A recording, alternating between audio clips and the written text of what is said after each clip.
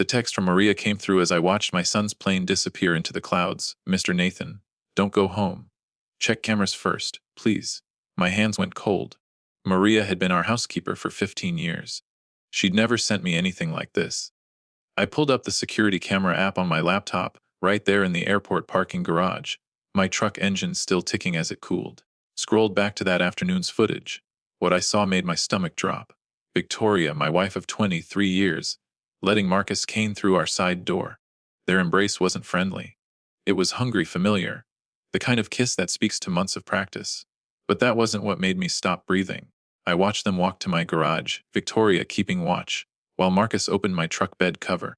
He pulled a white package from his jacket and tucked it carefully under the liner. Then they both laughed. Actually laughed, like they were sharing some private joke.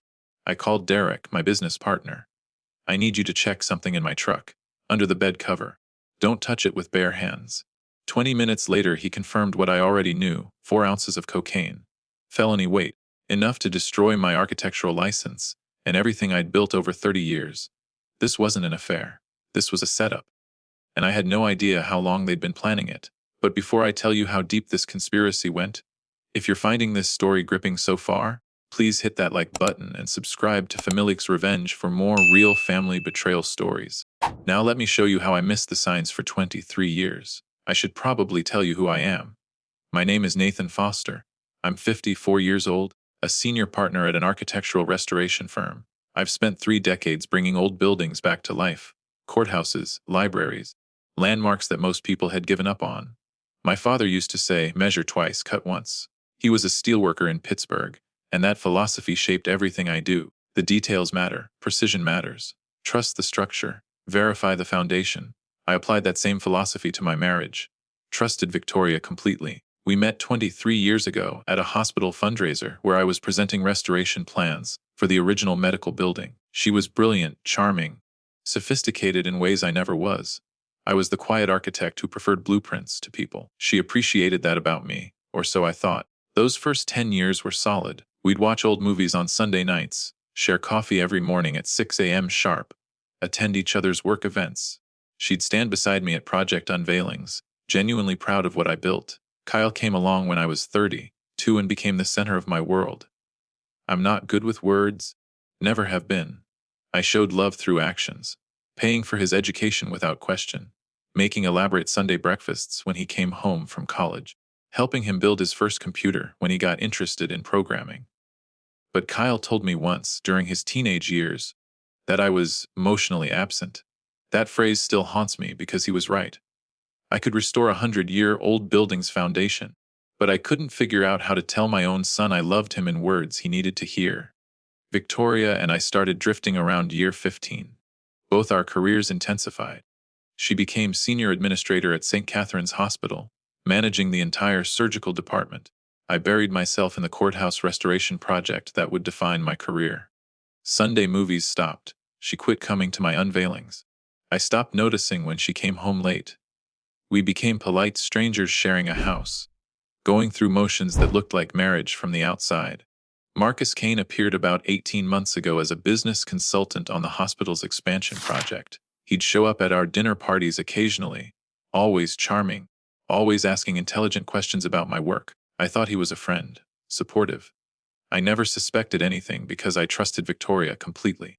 That's how trust works in my world. You either trust someone or you don't. There's no middle ground. Maria, our housekeeper, had been with us for 15 years, practically family. I'd helped her daughter Rosa with college application essays. Victoria knew Maria was undocumented, that Rosa's student visa had expired during a bureaucratic mix-up. I never imagined Victoria would use that knowledge as a weapon. 6 months ago, everything started changing. I'd forget client meetings I'd scheduled. Lost my keys 3 times in 1 week. Couldn't remember conversations I'd just had. Victoria suggested I see a doctor, her voice full of concern.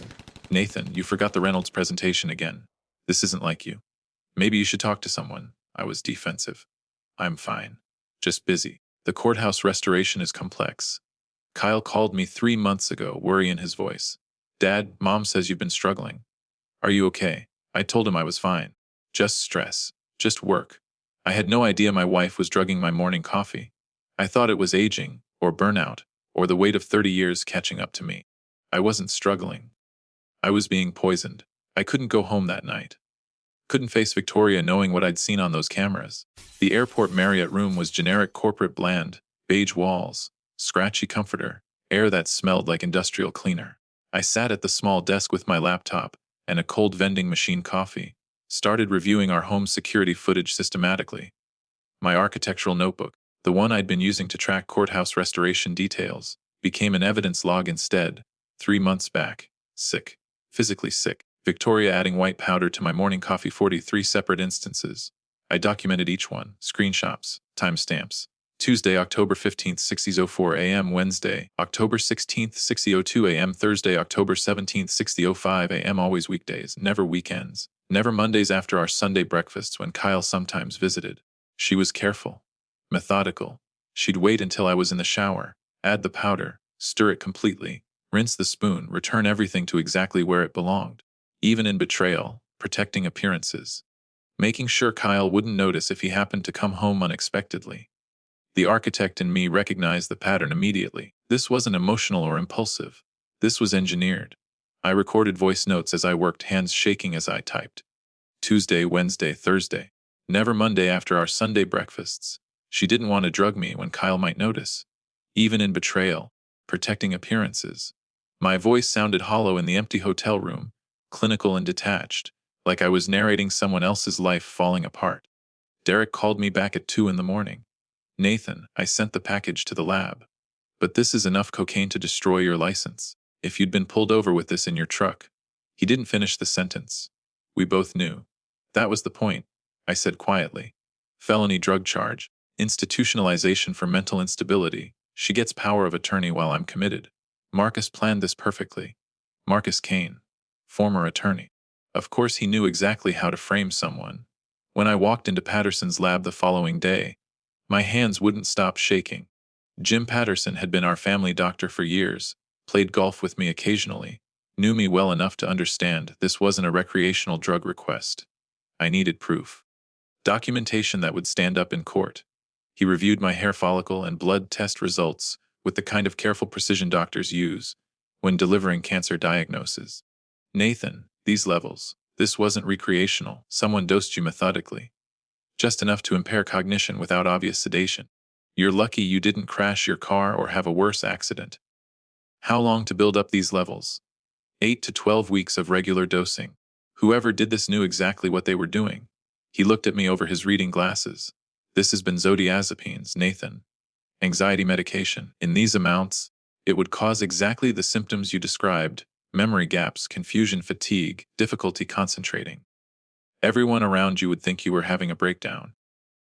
Everyone had thought I was having a breakdown. Because Victoria had told them I was.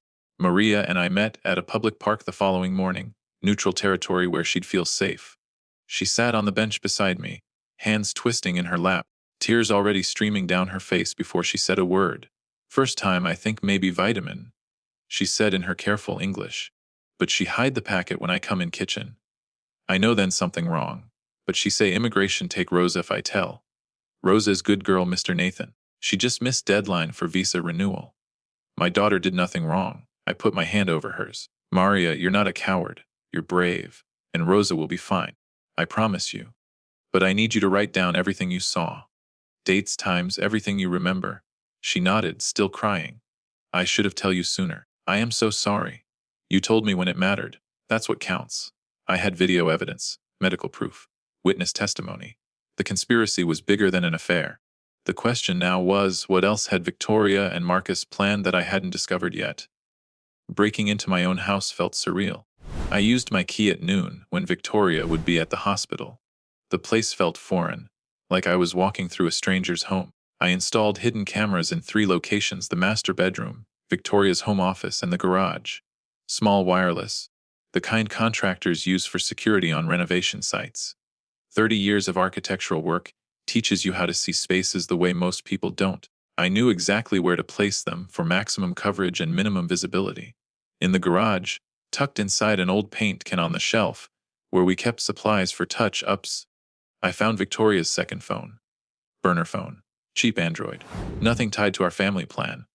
I photographed everything on it before putting it back exactly where I'd found it. Text messages between her and Marcus going back 14 months, plans, timelines, discussions about my episodes, and how to document them, how to build a narrative. The affair had been going on longer than I'd thought. Victoria's home office changed everything. Her laptop was password protected, but she'd never changed it from the one I'd set up for her years ago, Kyle's birthday. I felt sick using our son's birthday to break into my wife's computer, but I needed to know the truth. Her browser history told a story I wasn't prepared for. Involuntary psychiatric commitment procedures, Illinois. 72-hour mental health hold requirements. Long-term institutionalization criteria. Physician's statement declaring patient dangerous to self and others. She'd researched it all, methodically, the way I would research building codes for a restoration project. In her desk drawer, I found the printed forms. Official documents for involuntary commitment. They just needed a doctor's signature. I photographed each page, my hands steady despite the cold rage building in my chest. You weren't just going to arrest me, I said to the empty room. You were going to lock me away. Take everything while I'm trapped in a psych ward proving my own sanity. 3 days passed before the private investigator called. We met at a coffee shop downtown. He slid a manila folder across the table. Inside were casino surveillance photos and financial records that made my stomach turn. Your wife's boyfriend targeted your son specifically. Marcus befriended Kyle at River City Casino 6 months ago. Bought him drinks, encouraged bigger bets. Your son got in deep, $47,000.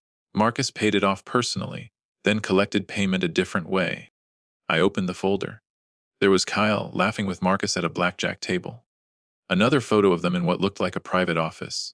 And a signed document, Kyle's affidavit stating that I'd exhibited violent, unpredictable behavior toward family members. Dated the same week Marcus cleared the debt. My son thinks I'm dangerous because a predator blackmailed him into believing it. Not a question, a statement of fact. The investigator nodded. Classic leverage play. Find the weakness, exploit it, collect what you need. Marcus Kane is good at what he does. He paused, flipping through more papers. For what it's worth, Kane's drowning. Failed investments, creditors circling. He's got maybe 2 months before they come for his house. That's why he's pushing your wife to accelerate the timeline. Desperate men do desperate things. So that was it. Marcus wasn't just a predator. He was a cornered animal with debts he couldn't pay, seeing my firm's equity as his only lifeline.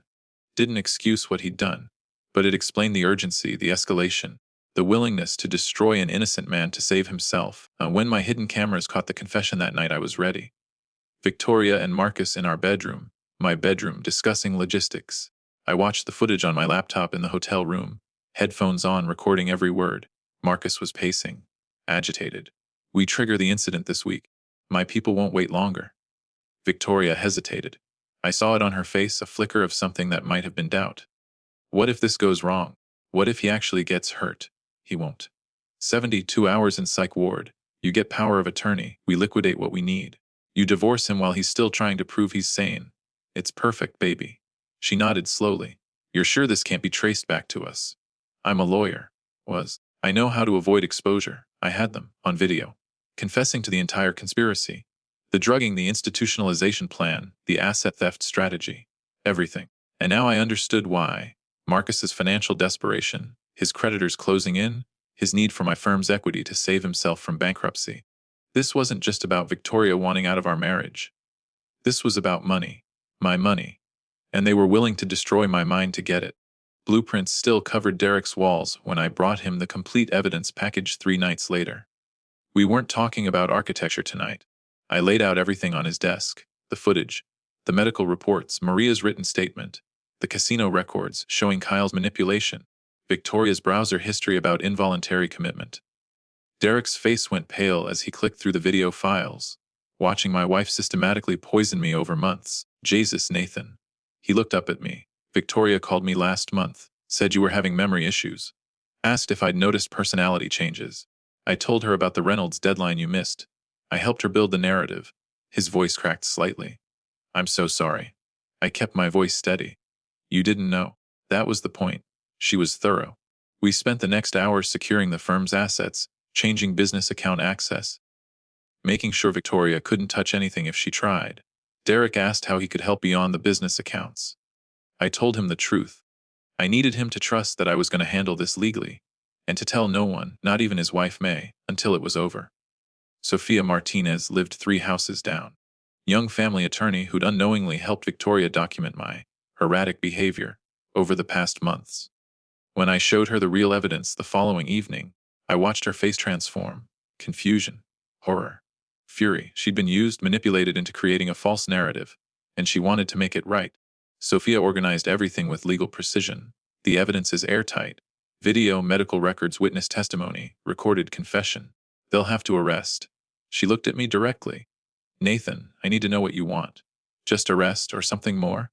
I don't want just arrest. I want Kyle to see the truth. I want the people she manipulated to understand what she did. She leaned back in her chair. That's the difference between justice and revenge. One happens in a courtroom. The other happens in the court of public opinion. Which do you want? Both. No hesitation. I want both. Back in my hotel room, I designed the trap. I'd act maximally confused at home. Give Victoria the confidence to call the police about her dangerous husband. Make sure Kyle was present to witness everything. Then spring the counter evidence when the police arrived. Derek had warned me about the line between revenge and justice, but Victoria had tried to steal my sanity. Taking her to court wasn't enough. She needed to be exposed for exactly what she'd done, in front of Kyle, in front of everyone she deceived. The public destruction felt proportional to the private hell she'd created for me. I went home looking like I hadn't slept in days. I hadn't, actually, but I made sure it showed. Disheveled hair, wrinkled shirt, the kind of appearance that screams unraveling. Victoria was in the kitchen making coffee, my coffee, the same routine she'd used to poison me for months. I watched her hands, steady and practiced, and felt nothing but cold clarity. They're putting something in my coffee, I said, voice intentionally frantic. I found cameras. Someone's watching us. Someone planted drugs in my truck. I let my hands shake, let my eyes dart around the room like I was seeing threats everywhere. Victoria's face shifted into perfect concern. The mask she'd worn so well for so long. Nathan, honey, please. You're scaring me. This is exactly what I've been worried about. She pulled out her phone. I'm calling for help. I'd texted Kyle an hour earlier. Just one word. Emergency. He arrived 15 minutes later, bursting through the front door to find me pacing, muttering about conspiracies and surveillance. The fear on his face was real. He thought his father was having a complete mental breakdown. His hands were shaking. He couldn't look at me. That hurt worse than every lie Victoria had told. Dad, please, let's get you help. You're not well. I looked directly at him, let the performance drop for just a second. Kyle, I need you to trust me for the next 10 minutes. Can you do that? Before he could answer, Marcus showed up. Of course. Victoria must have called him the moment I started my performance. He walked in like he owned the place, all concerned family friend, ready to support poor Victoria through her husband's tragic mental collapse. 8 minutes. That's how long it took for the police to arrive. 2 officers responding to Victoria's call about a domestic disturbance, about her husband's dangerous delusions. Victoria pointed them toward my truck, where the cocaine Marcus had planted still sat under the bed cover. She played her role perfectly, the terrified wife, the concerned professional, the woman who'd done everything she could to help her mentally ill husband. Sophia walked in. My attorney, carrying a tablet and a folder thick with documentation. The officers recognized her from the neighborhood, knew she was a lawyer. Their entire demeanor shifted when she introduced herself as my legal counsel. Officers, my client has been the victim of a months-long criminal conspiracy. This footage shows evidence being planted in his vehicle. She turned the tablet toward them, and I watched them see what I'd seen Marcus, clear as day, hiding cocaine in my truck. These medical records show he's been systematically drugged with benzodiazepines for 12 weeks. This recording has the conspirators confessing to involuntary commitment, fraud, and asset theft. Victoria's face changed. Just like that, the officers saw someone else entirely. She looked at Marcus, confusion and the first hint of panic creeping into her eyes. What? No, you don't understand. My husband is. Mom, we're going to need you to come down to the station. Marcus grabbed Victoria's arm. Don't say anything. We need a lawyer. His voice had steel in it now. The predator recognizing the trap had sprung. Victoria jerked away from him, realization dawning across her face. You said this was foolproof. You said he'd never. She stopped herself, too late. The officers had heard enough. Shut up. Marcus hissed at her. Kyle stood frozen in the middle of our living room, looking from me to his mother to the police. Dad, What's happening? The truth, son. Finally. The officers moved to examine my truck more thoroughly. Found the cocaine exactly where Victoria had directed them to look. They also found something I hadn't known about. The brake lines, deliberately cut. Not severed completely, but weakened enough that they would have failed within days. One of the officers, a guy who'd done automotive work before joining the force, spotted it immediately. Mr. Foster, when was the last time you had your brakes serviced? 2 weeks ago. They were fine. He stood up, face grim. These lines have been deliberately cut. Not enough to fail immediately, but within a few days of driving, you could have died. Kyle's voice cracked. They tried to kill you. Everything unraveled fast at the police station. The officers executed a search warrant on Marcus's apartment while Victoria and Marcus sat in separate interrogation rooms. What they found turned my stomach, even knowing what these people were capable of. Detailed plans for staging my suicide during a psychiatric hold. Medication overdose, carefully researched to look like a mentally ill patient taking their own life. A $2 million life insurance policy Marcus had taken out on me, my signature forged so perfectly I would have believed it was mine. Mr. Foster, did you know Marcus Kane took out a life insurance policy on you? The detective's voice was careful, measured, like he was trying not to spook me. Kyle and I were watching through the one-way glass. That's impossible. I never signed. He forged your signature. We found it in his apartment along with practice sheets where he'd been copying your handwriting. There were also staged suicide notes, written in what looks like your style. Kyle broke down next to me. Dad, I almost helped him. I testified you were dangerous. I signed a statement saying you had violent outbursts. Oh God, what did I do?